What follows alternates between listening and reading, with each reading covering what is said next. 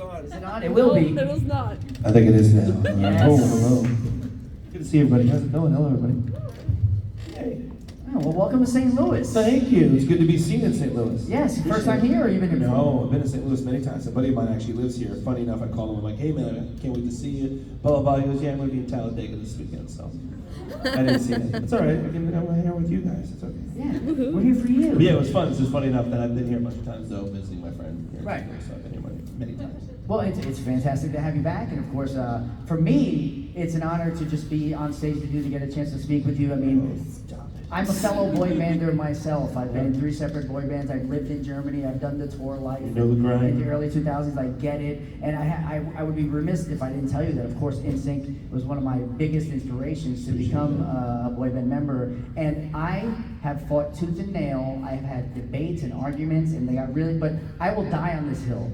NSYNC is the best boy band. Thank you. And I'm not just saying that. I know why you're saying it, and I appreciate that. If you're a true musician, you would know, and I know why you're saying that, so that's good. And I will point out those facts because it's true. You guys not only had the choreography, the look, the style, the energy between all of you guys, but sonically, you guys have the best sound of a true 5-part harmony. Thank you. Yeah, no, we thrive on that. I think that's what we really aim to do, is like we love the a cappella aspect of stuff, and we could do that and sing in 5-part harmony. It wasn't like just a 1-3-5 kind of harmony kind of thing.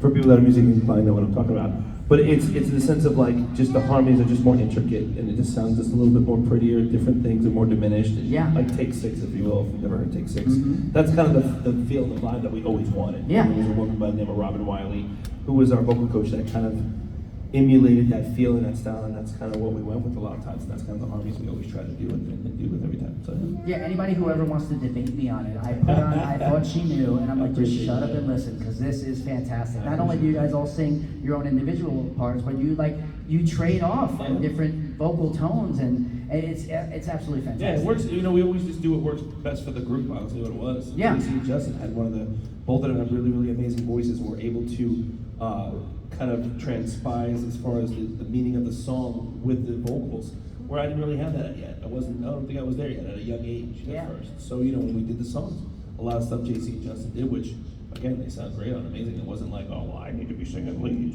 How come I didn't do that? I didn't care. I was like, you, because I got a house. Come on. Yeah, you got to get in where you fit in. Exactly. Yeah. It's one of those things. I know people always think about that, but it's like, we exactly what you said, everybody has their own part, and kind of it all felt in, and it kind of fell in pretty easily. Weirdly enough, usually, people usually butt heads, but no, not Yeah. us.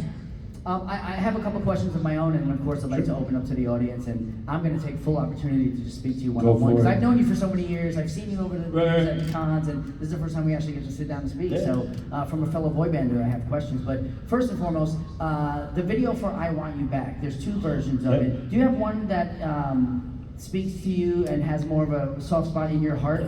I think that the second one. The first one was the one that was the European version. Correct. We did, and it was like, we thought it was really cool because it was like green screen, and it was like all this spaceship, and all. If you don't know what this video is, but we did this whole spaceship. We're like, cool, the graphics from like Star Wars, it's amazing. And we were all clean cut at that time. I literally at that time it was like, not that they kind of were like, well, you need to be this look, but it was more like, just be a little bit clean cut, shaven and stuff. And I always used to have kind of a goatee back in the day, but when I was over in Europe, I always shaved my face. Then when we came to the States, I actually grew my goatee out, and during that video, I actually got my eyebrow pierced. Oh, wow. And they were mad that I got it pierced, but not like, oh, you shouldn't do that. But I was like, I don't care, you guys can't tell me what to do. But I'm like being rebellious, I just wanted to get it. So in that video, if you watch the second I Want You Back video, there's a few times where I have a hat on that's past my eyebrow, so you didn't see the piercing until later on when I was on tour. Stupid reason, I don't know why, whatever. But it was just, again, doing the I Want You. I think the second one meant just meaningful because we broke into the States. We were in Germany most of the time, which was great and fun and amazing. But we didn't know the TV shows over there. We didn't know many things, even though they were popular TV shows. To them, it was popular. To us, we're like, oh, it's just a TV show. But if you were like on Jay Leno per se at that time in the States, that's huge. So doing that and being, like I said, being in the States, I think that's when we really kind of made it. I think the second one, that's why it was more meaningful for me. Yeah, for sure. Thank you for sharing that. And now that you mentioned that little part of that music video, you, I guess, have a history of having some things happen in music videos. Always. Specifically, I want to speak about the video for Pop. Yeah. And I always point this out to people who don't realize. But you hurt your leg, I believe, and they actually put Wade Robson in, and with the way it's edited, you can't really tell. Yeah. But he's filling in for you in your outfit doing the dance. Correct. moves. Yeah, we were doing rehearsals for an actual tour, for the stadium tour, and we had these things called toasters, where we do pop-ups. From the stage, you literally from the stage, you jump up, you're in the air, and you land. Michael Jackson does it, a bunch of people do it. And we had a rehearsal, and one time during the rehearsal, back in the day, it wasn't a hydraulic, it was actually a manual lever that people did, and it was weights on these things. So you can crouch down, and the stage was like low enough, and if I stood up, you'd see my head, so I'm crouching down. And during the rehearsal, me and JC is supposed to pop up. So one guy went to go do something, and actually crushed his finger on the weight. So the one guy on my thing went to go help him. As that was going on, JC shoots up. I'm sitting there and I stand up and I see him and I go, I'll just hop up out of this. And as I pressed down on the platform, it released the lever. And meanwhile, there's no glass or plexiglass or anything around it, so you can go underneath. So thank goodness my hands weren't this way. I put my hands up, and as I went to go up like this, the thing came up from under me and my leg got crushed and slammed in between the whole thing. That was fun. And then when that happened, another person came over, grabbed the thing, took the weight down. I got out. As I tried to walk, I just dropped to the floor. I couldn't even walk. I didn't know what happened. And apparently I like cut my leg open, had some like tissue, and really, really banged up. Thank God I have really big legs because I didn't break it. I think if it was any of the other guys, they have little sticky twig legs. But I got meaty legs, thank goodness. Yeah. Like tree trunks. So, but it was really painful to walk. I couldn't really walk, but my knee was blown out and everything. And the next day, we had to fly to LA to shoot the Pop video. Wow. And we were like, had you already been rehearsing for the video up until that point? Well, we knew the choreography. We were using the choreography, and then we were just going to do other scenes in between to edit in. That's why, obviously, for that, because we were doing our rehearsal for our tour at the same time and shooting the Pop video. It was like, okay, we'll use the choreography. We'll do choreography scenes of just you guys, and then we'll do other scenes, vignettes of everybody individual. Okay, great. So it was even before they, the idea. So then when we got over there, they're like, okay, well, how are we going to do this? Joey can't dance. Exactly. Joey can't dance. Joey can't dance. It's awesome. Right on cue. So, but it was Pop, one song. So we went over there, and all of a sudden they were like, all right, Joey was out the first day of shooting. The second day we're going to come back and we're going to try to figure this out. And Wade was there. And they're like, well, you kind of look like Joey. They're like, let's dye your hair. And can we color and stipple in your beard? They're like, yeah, sure, he has no facial hair. So they colored in his beard. His hair was already somewhat blonde. They dyed it a little bit more. And there were shots that they had where there were group shots where his back was towards the camera, so he couldn't see his face. And then there were times that what they did though is I was sitting in a chair and I did all the arm dance movements. So you see certain shots where his waist up, and then other scenes where there's a few of them where they put my head on his body, on Wade's body dancing. And then there's one or two times you can see it's Wade, but you have to really look closely to this Pop video. It's crazy. It's really, really good. But yeah, I couldn't dance. I couldn't really dance at all. I was hopping up on one leg, and then literally right after that, we had to go on tour. And we started our tour, and for the first week, it was brutal because I actually was doing the show, but I was hopping on one leg the whole time. Wow. And just had to just keep going through it. Just have to just persevere. And yeah. Do it. The show must go on. And I mean, you definitely know what it means. The show must go on. Yeah. Not only are you, a boy bander and you've traveled the world doing that, but also you've graced the stages of Broadway several times. You actually just came back from a run doing Juliet. Yeah. It was great. It was fun. It was my princess track, if you will. It's an easier role. That's what that means. You don't get you're not on stage the whole time, which was great. But it was such a fun thing. It was amazing to be. Now I get to play dad roles in a sense. Before I was playing these young kid roles, now I'm playing these dad roles. It was really cool though, speaking of being a dad, everybody in the cast pretty much called me Uncle Joey because it was like, I did feel that I was older than pretty much all those kids. Those kids were like my daughter's age, which is crazy now. Yeah. They're all 24, 25, 26 in the show, and you're kind of like, yeah, I am the old dude in this group. But it was awesome. It was a great learning experience just to see these young kids work and how talented these kids are. Yeah, of course. It's crazy. Well, and correct me if I'm wrong, but you're from New York, yes? Yep. Where in New York? Brooklyn? Awesome. And now coming back full circle, being on Broadway, how does that feel as a New Yorker, to get a chance to be on Broadway several times. It's always a great feeling. You know, it's one of those things where, you know, you always dream and have aspirations of playing certain places, and Broadway was always one of the things, because theater was always strong in my high school, and always wanted to do theater as well.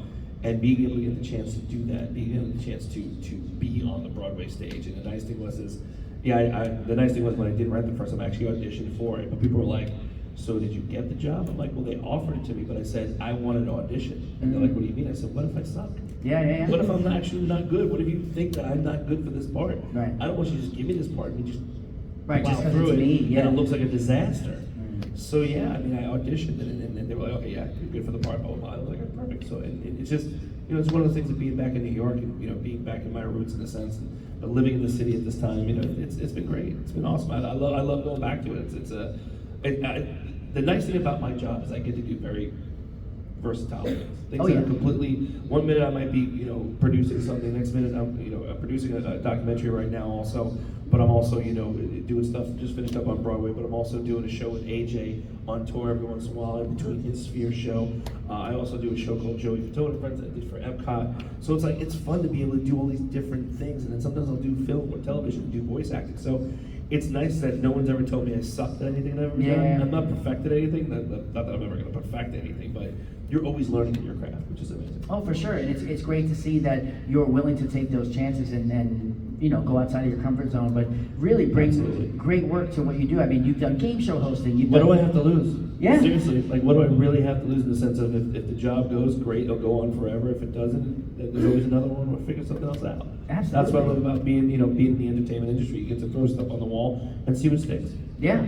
Well, we definitely love everything that you bring to the table, and it's. I mean, of course, I could sing your praises all day. You and everyone. Please don't. No, I will not. What was it like on Broadway, just being in Little Shop of Horrors? That was crazy. I played Seymour. I was a very large Seymour, but it was fun and very vocally. It was very demanding.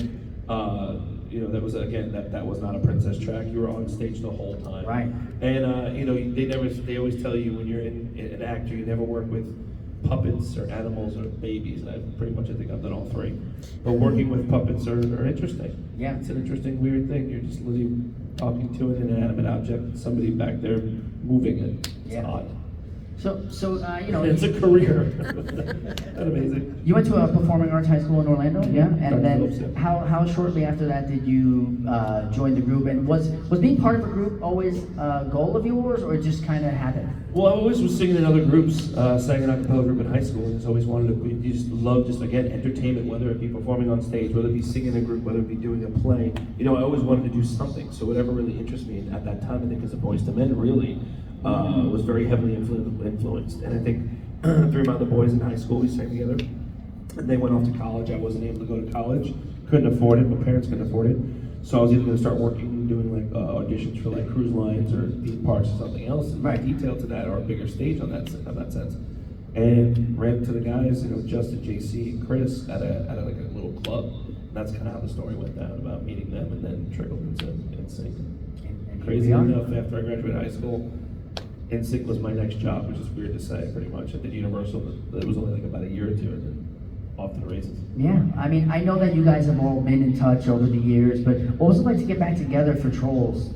It's fun. It's weird. It's like, oh, we're actually doing this. Yeah. And then to hear us sing again after like 20 years or so was really cool. I was like, all right. Did it take some time to like get back into the groove, or just no time. fell right Just back get in? the boot, do this part. Okay, cool. Sing that. All right, great job. Pick it out. And that was it. Nice. It was crazy. Well, it was fantastic. We do have a question here, so let's go ahead and go over to the audience. And hi, what's your name? Hi, I'm Jillian. Hi, Jillian. My family saw you in Aunt Juliet on Broadway. So I was wondering what your favorite Broadway show you've ever done was. Ooh, well, I've done a few Broadway shows, not always on Broadway, but gosh, you know, Rock of Ages was a blast. I did that in Vegas for like 3 or 4 months, and Rock of Ages was a lot of fun. I played Dennis Dupree, who was the bar owner of the show. But yeah, great show. I also did the producers in Pittsburgh, and at the Benton Theater it was called. I played Franz Lipkin, who was the German guy. Crazy, that's a crazy show. 42nd Street, old play. Yeah, I was in that very small role though, thank goodness, because I can't tap dance for the life of me. But yeah, again, it's just one of those things with the shows. Gosh, it's hard to say which one was really my ultimate favorite, but I think Rocket Rangers was a fun one. Thank you. Thank you. That's so cool that you would rock. I was in the film Rocket Rangers. Oh, yeah? Surprisingly enough, in the boy band, Oh, yeah. the Z guys. Yeah. I was the one that I got thrown off the stage at the end of the film. Hysterical. Yeah. That's great. That's right. Hi, what's your name? What's your question? I heard that you guys used to play pranks on everyone as the band. So what was your favorite prank that you ever? Oh, too many. It was a horrible prank, but I thought it was pretty funny. But it was a horrible prank that Chris did to Lance one time. We were eating ice cream somewhere, and this might have been Germany years ago, and Lance went to the bathroom, and he was still eating the ice cream, but went to the bathroom, and there was a spoon, and for some reason there was a candle in the restaurant, and he took the spoon and just moved it over in front of the candle, and it just sat there under the flame for a couple of minutes. Oh my goodness. Then Chris just went, moved it back. Let's come sit down. Let's go grab it. Yeah. Colorful words came out of Lance's mouth, and I laughed. Horrible and mean, and you should never do that. But it was funny as heck to me. I thought it was great. You're welcome. Good question. All right, hi, what's your name and what's your question? Hi, my name is Simco. My question is, the NSYNC biopic is coming. It's gonna happen. What scene would you say needs to be in there to make it like a true, authentic movie that you could think of? Probably us when we were, I think it was Kathy Lee Gifford's show back in the day, when the altitude's really high. This is hilarious. I can't believe I'm going to say this to you guys, but I think it'd be hilarious. Because the altitude, we were all farting. We all had gas.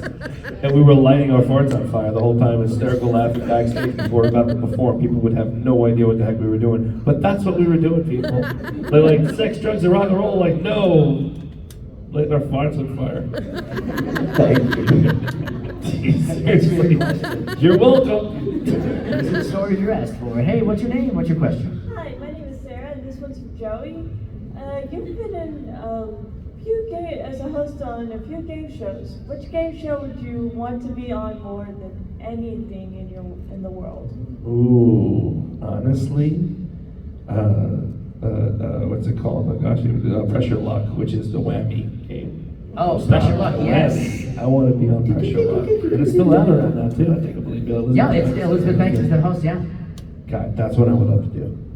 Thank you. Thank you. Thank you. All right, hi. Hi, Joey. Hello. Okay, my name is Elise, and I'm just wondering, as an OG NSYNC stan, just curious, when's the reunion tour? Oh boy. You ready? Good effing luck. I've had this many times, of course. The questions come around to many of the, especially Galaxy Cons that I've been doing, and they've always asked, and I said, oh, and it's going to be the same answer because I still haven't had the question. I mean, I should say, we still haven't had the sit down and talk yet to talk about the question of if we're going to do something or not. So I don't know. Now, I know people have been speculating. I know something came out on TMZ that they were talking about the four of us going out. We haven't had that conversation yet at all either, if that's what was going on. Give us what we want. And what I said on everything, I'm tired too. I'm with you all. I want to do the damn thing as well. So you know me, I'm saying yes. But there are four other knuckleheads that we have to convince or tell or see whatever. I know a few of them have said yes. Again, a lot of them and all of us have been actually doing other things. So I know that there's times that need to be breaks, and obviously we're all different now in our sense. We're adults. Everybody pretty much have kids, or whether they're married or have their spouses, and have to deal with all that other stuff. As we know through our lives, it is very difficult to juggle our work and our family lives, as we all know. So to juggle work, family lives, and then go into back into our old jobs, and then come back out. It's like saying if you were a school teacher, but now you're like a principal, we're going to put you back as a teacher. Good luck. So that's the mentality of what that is. Think about it. You're going back to what you're doing, I think, sometimes in people's brains. But I think it'd be fun. Why not? It can't hurt nobody. It ain't going to hurt anyone's career or anything. It's not going to do, we're not trying to. I think that's the other thing. I don't think we're trying to, and that's the feeling I think I have in my age now, the age that I'm in and what the career and what I've been doing. I'm not trying to be #1 at a box office or on the charts. I'm not trying to be I'm just trying to do fun things and creative things and things that I enjoy doing. So it's not so much of like, oh, I need to be rich and famous, because I've already done that. Not the rich part, but everything else is great. Okay, thank you, Joey. Thank you. All right, thank you so much. Hi, step on up. What's your name and what's your question? My name is Michelle. I just had a quick question. What is your favorite song that you did on Masked Singer? My favorite song I did on Masked Singer? Ooh. What do you think about that? I don't even know what I liked all of them, but my favorite Isn't She Lovely one was fun. Just kind of a rock feel for it. It was completely different. But the idea that I really wanted to have, and they told me no, and I thought it was gonna be really cool. If you've ever seen The Masked Singer, I was in the first season. I played a rabbit. And with the rabbit, they kept telling me, be the rabbit. I'm like, what the hell does that mean? I'm not gonna run around like an idiot. But however, the outfit that it was like a straitjacket, so I can have, okay, I'll be a little maybe like schizophrenic where I do a little twist. But in the song, Isn't She Lovely, he's talking about their child. And in the one that we did, I was singing to all the different girls that got kicked off of the show. Isn't she lovely? Bye. Isn't she kind of that thing? But what I really wanted to do, which was been fun, is obviously rabbits are known for having many, many bunnies. But it was like me being a rabbit and me waiting in the labor room, delivery room, and each time a bunny comes out, by the end of it, it's real bunnies lying all over the room. They told me I couldn't do it, and I was pissed off. But there you go. It was Isn't She Lovely? All right, thank you for your question. Hi, what's your name and what's your question? Craig, I wonder if you remember opening for Meredith Brooks at a free show at Union Station here in St. Louis. Meredith Brooks. Say that one more time. You said it really fast. You opened for NSYNC opened for Yeah. Meredith Brooks at a free show at Union Station. 2 years later, you're playing a dome. Yes. Where is Meredith Brooks? I don't know where Meredith Brooks is. I gotta ask Lance that question, because Lance was rep with Meredith. I don't know, honestly, believe it or not. I'm not sure. I'm not sure if she's still doing country music or not. I gotta ask that question. Thank you. It's a good question, because I don't even know that answer. All right, hello, what's your name and what's your question? My name is Amanda. First of all, my 10-year-old inner fangirl is screaming right now. Thank you. My question is, what is something you treasured about touring? Something I treasured about touring? I think the camaraderie between everybody. We were all, like, the interesting thing enough, when I really looked back, everybody was all new to everyone. Even the people on the crew, a lot of the crew members, some of them were like seasoned roadies, but not all of them were. A lot of the people that became assistants now are now tour managers or tour assistants for people like Post Malone, Taylor Swift, musical director for Taylor, actually, which my boy Dave Cook, this guy did. He's amazing, and was a keyboardist in our band back in the day. So I think the camaraderie and the interesting thing to see everybody where they were then and how they are now. I think it was just really cool, the innocence of touring back then and not knowing if it's gonna be good or not. You really don't know, and then everybody doing the jobs, and good to see if they're gonna come and go, but a lot of those people that did those touring days are still in touring until this day now after, what is it now, 30 years. God, we're old. Thank you. Thank you. All right, hi, what's your name and what's your question? My name is Joey Grimley, and Nice my name, Joey. question is, who was the last member of NSYNC you talked to? The last member of NSYNC I talked to, literally not, well, I texted him just about, 5 minutes ago, 2 seconds ago, it was Justin. I literally said, how are you doing? And then he said to me, he hurt his back. And we were talking about how old we were, because we're old. Like literally, he was trying to save a puppy from a sprinkler head, and I told him I hurt my back from Lily grabbing a t-shirt. So literally about 5 minutes ago, I talked to Justin. Okay, thank you. You're welcome. Thank you for your question. All right, hi, step on up, what's your name? Hi, my name is Jen, Okay. and my question is for any new boy bands coming out, what advice would you give them? Good luck. I mean, just get a Netflix movie and call it K-pop Demon Hunters, and you have a soda pop song that's huge right now, along with Golden and everything else. I don't know, it's one of those things. Depending on it's different nowadays. Like it really is. Like I don't know. Like for instance, some groups dance more than others now. As opposed to back in the day. The same thing with videos. Videos are a little bit more elaborate. People really watch them. Now it's so much of, I think, more of a performance thing as opposed to watching a video in a sense. But you know, any boy band, it's like, I always tell them it's never gonna last forever. So figure out how long you really wanna do it and stick to it. And if you don't, figure out what you wanna do and branch off of it, because remember where you started and what your core is. And I think that's what all of us, even us as artists and the guys even in sync, we know where we came from though. We still do. It's not like we don't shut up, we don't talk about that. Well, you ask, we'll tell you, you know, or talk about it. But it's like, you know, it is our past and we'd like to move forward. But again, we cannot help it, because I know even when I was younger, my nostalgia and things that I remember, I love talking about, that was back in the day. And it's interesting to now being on that side and reliving it where I lived it, and now you're remembering it as a memory, a core memory as a child or as someone younger in their teens. It's cool. It's interesting to really, you know, really break it down when you break it down like that, like knowing the history, you know, and the cycle repeats itself.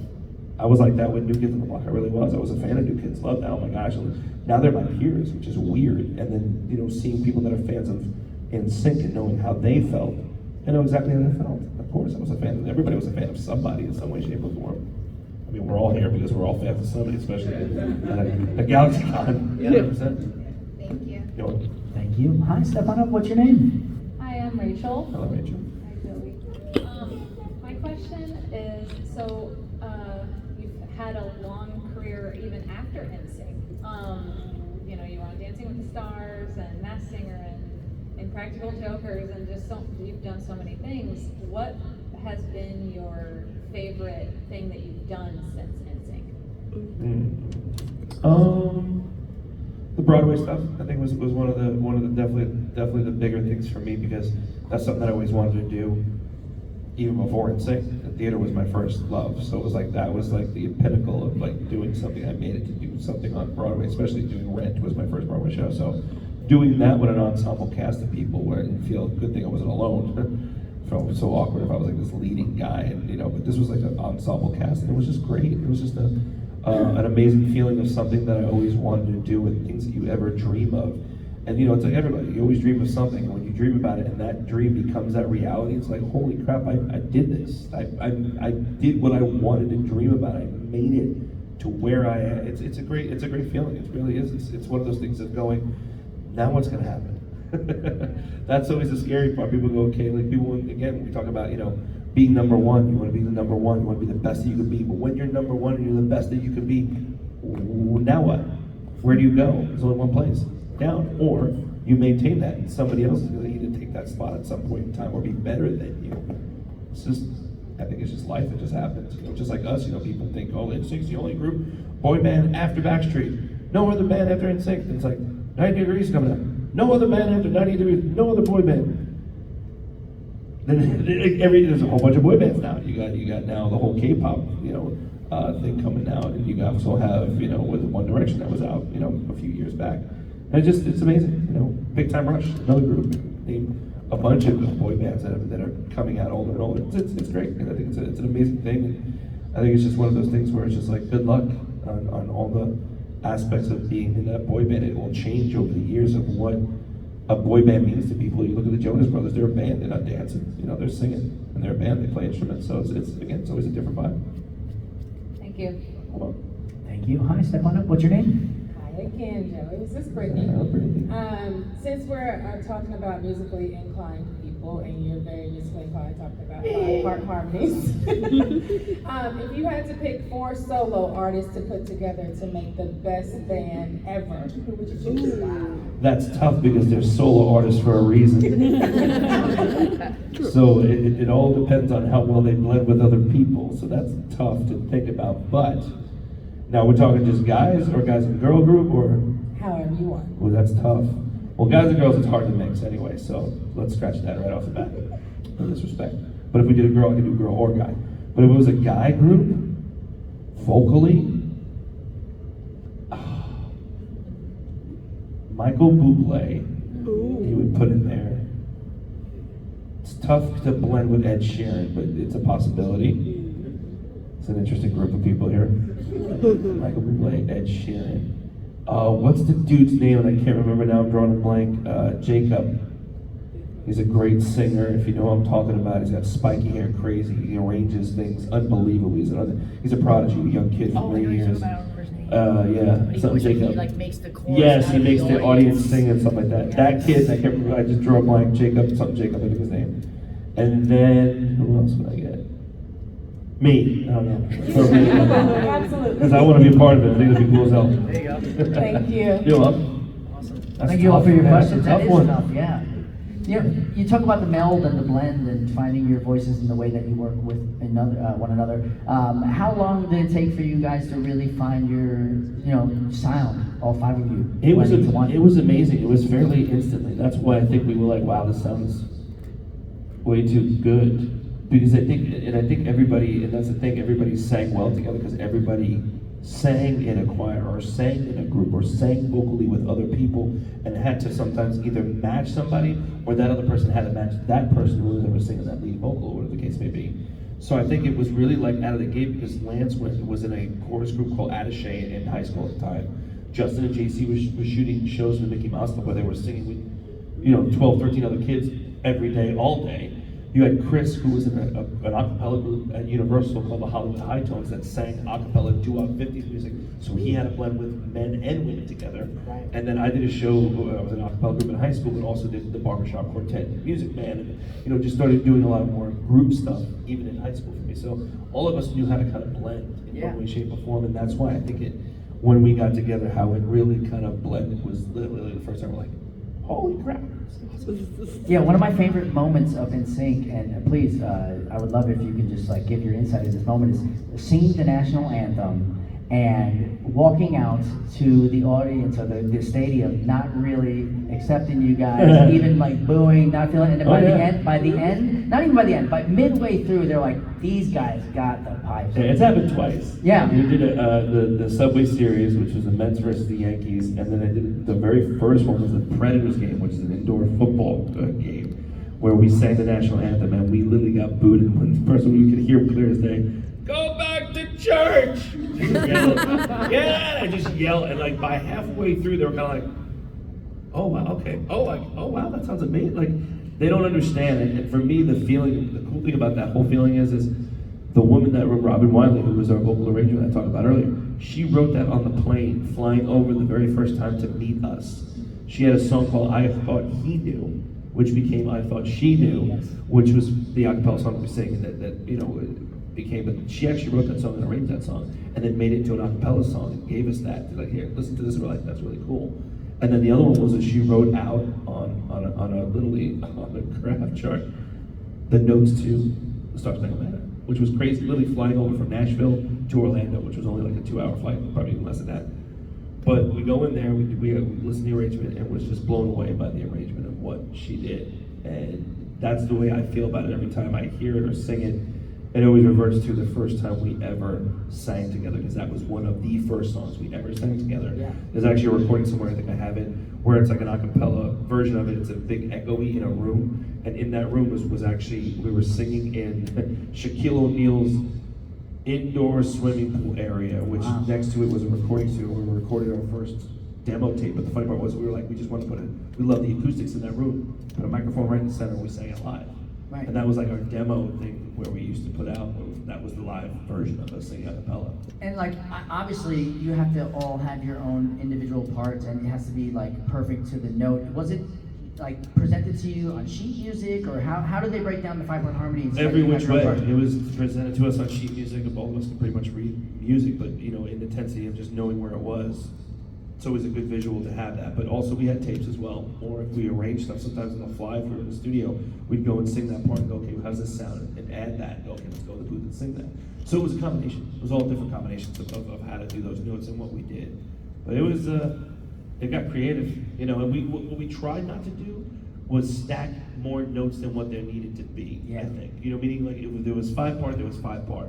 We never really added another 6 note in there because we can't do that live. Of course. So that was the reason why we didn't do, maybe we stacked it maybe octaves, but never added another note. Yeah, and that of course was one of the most impressive things about NSYNC, is that not only could you sing it on the record, but you could sing it live and sound exactly like the record. Well, we definitely pride on it. If you ever watch us too, it's really interesting and funny depending on what song we were singing. we stood in different areas. Right. To listen to each other because Yes. the notes clashed. On certain times, I would have to stay away from certain people because our notes literally were on top of each other or rubbing next to each other, and it very clashed. But when you hear the whole thing together, it sounds beautiful. But it's amazing to see how people were like, or they always call me flarp. I was either flat and sharp, which is very hard to do. It's very hard to be flarp. But because the notes were so intertwined of stuff, people were like, yeah, you know, people always like, you always had those messed up notes. I'm like, yeah, I did. Hilarious. They were hard. Oh, we got a few more questions here. Hi. Hi. So every year Christmas isn't Christmas until I listen to the NSYNC Christmas album. Just wondering if there was a particular song on that album that is special to you or that's your favorite. Oh, Holy Night. Another a cappella arrangement by Robin Wiley. So yeah, Holy Night's probably one of my favorite ones. Yeah. All right, me too. Thank you. Thank you so much. I never understood the Beautiful on My Tree. So weird. The song, if you've never heard it, it's beautiful under, it's so weird. Go ahead. Hey, I'm Zach. What's up, Zach? Good, thanks. So NSYNC is obviously a huge worldwide phenomenon, and with that, obviously comes opportunities for parody and also appearances on TV shows, animation, voice acting, etc. Do you have a favorite one of those, or maybe a least favorite? Least favorite or favorite? Which one you want? Of which one? Again? Of any time you got to be a special guest star, or you get to be voice acting, or someone representing. There's a lot of most favorites, not so much least favorite, but one of the most favorite ones. I think I had no idea we were even going to the studio with him, but they were telling us about this soundtrack that we were going to do for Disney, and they're like, "Oh, this, movie, this new Tarzan thing, blah blah blah. You'll be in the studio, and you're just gonna go. And there's this Trash in the Camp song, and Rosie O'Donnell does it in the movie, but you guys are gonna do it on the recording studio. You're gonna sing things kind of like scat, bebop, doo doo doo doo. So I was like, all right.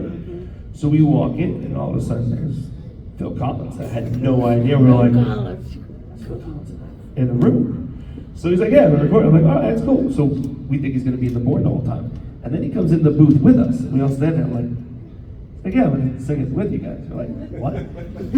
I had no idea. I don't think any of us did for that matter, but I definitely had no idea. My brain sometimes, I was, 20 years old, ADHD kicking in and everything was great. But it was crazy that, that was one of the really cool moments for me to do something like that was a really cool one. It's always interesting to see when other celebrities that you looked up to admire but know who you are or recognize you. Another time we were actually rehearsing for the Grammys. I believe it was This I Promise You. There was this whole a cappella breakdown that we were doing. And in that live version, everything was live. There was no background sweeteners. It was completely straight up. All vocals were completely live. So if one of us screwed up, bad news. But I remember we were rehearsing in our bathroom in the dressing room. So it was like in an arena, kind of like a venue like this, and they had one of those big bathrooms that has the acoustics. So we're in there rehearsing, as we're singing, first of all, it's in our dressing room, in the bathroom. So you have to go through 2 doors to get into the room where we were. So we're singing the breakdown, and as we're singing, Paul Simon walks into the room. I don't know if you know who Paul Simon is, but if you know, kids, if you don't, ask your parents. So Paul Simon walks in, we're like, holy crap, it's Paul Simon. And we stop. And he literally goes, no, keep going. He goes, I came in because I heard you guys in the hallway. Sounds amazing. I need to.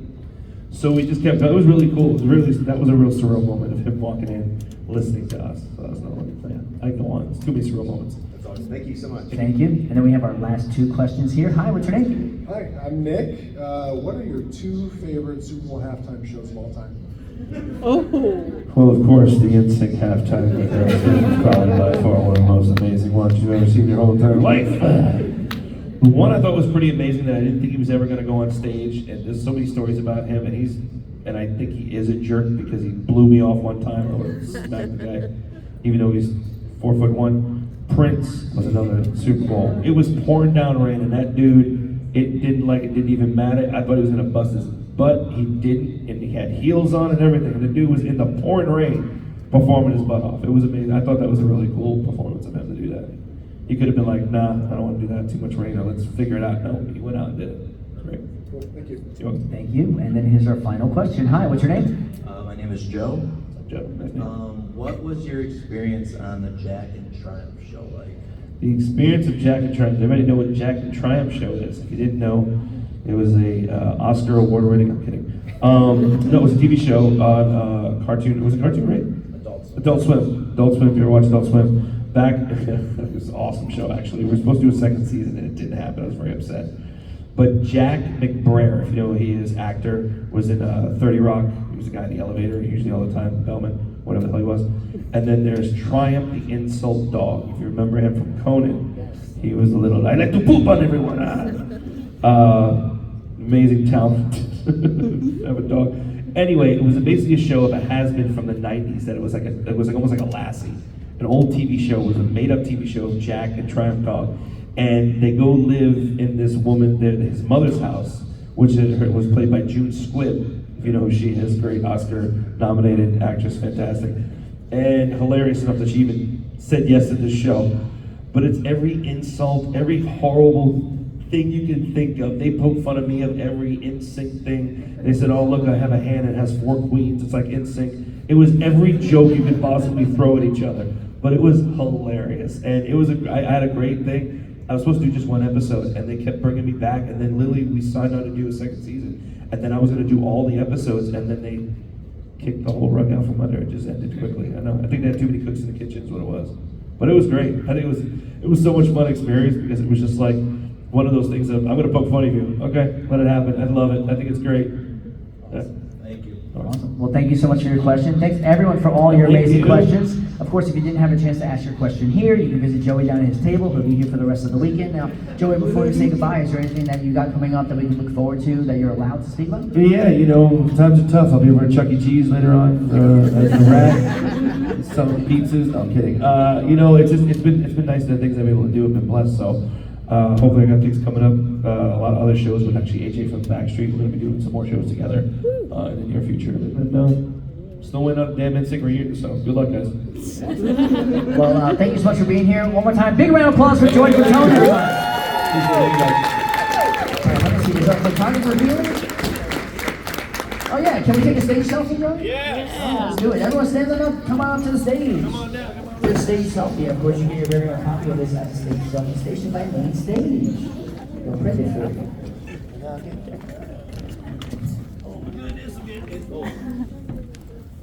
Boy band pose number 32. Yeah, come on in.